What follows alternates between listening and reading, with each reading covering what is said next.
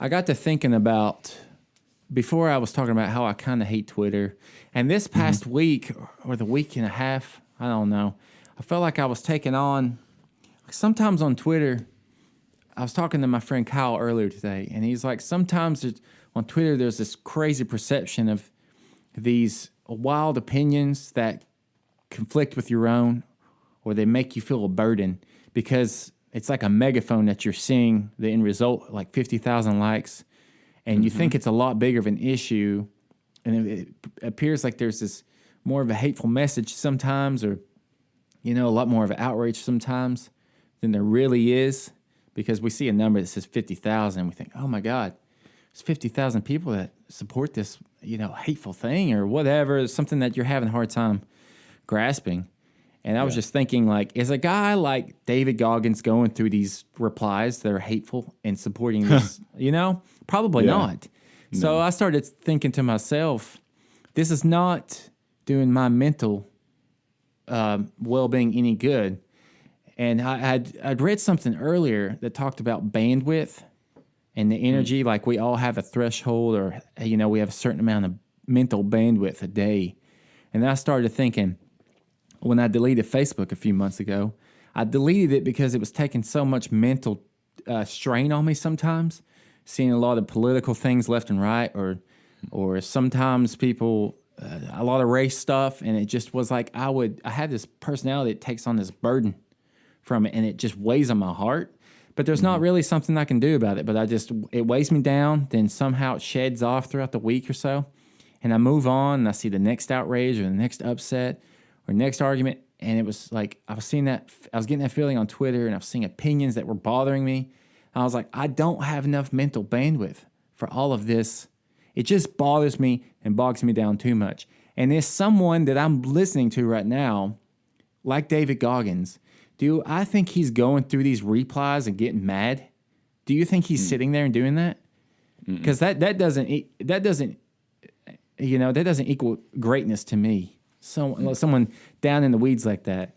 Now, I think it's good to have a lot of opinions that contradict your own and make you think and make you open up, Absolutely. But Twitter, the problem about things like Twitter, when you're seeing the end result of a magnitude of a opinion, these are not the experts on the opinion. Oftentimes in the replies, you're seeing awful, hateful stuff that just support that.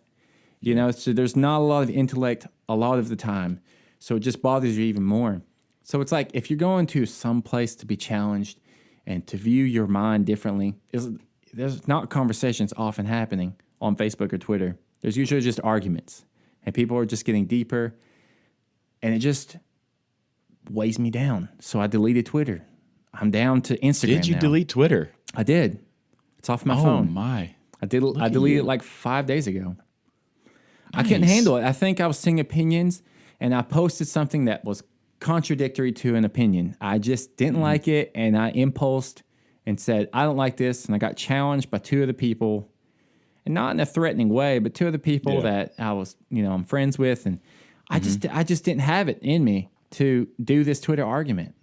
I was just like, okay, I see your points, but I did put myself out there, but at the same time, I don't have that bandwidth for putting myself out there. That's not the mission I'm on right now. The mission I am on right now is, I don't know, not that. I just want to make a point. Good on you for doing that. To analyze your daily mood. I have a mood tracker too. I track my moods. The one you get a positive and negative out of. Yeah, right? And I just take notes and I analyze everything in my day. And since I've been doing that, I've cut off Facebook. I said, this isn't really bringing me anything. It's not really bringing anything to this. I would promote it on promote the podcast on Facebook and probably get a few hits, but I don't know. That's not really the audience I think. It's not worth it. It's not that worth we're it. going for. And I just have a tendency, like every human, to click on it and see and read the hateful things. And then Twitter was that for me. You know? I don't know. I just felt like it was too easy to have an impulse of an opinion that I wanted to say, and I was going to be met with some backlash. And I just don't have that right now. It weighs me down.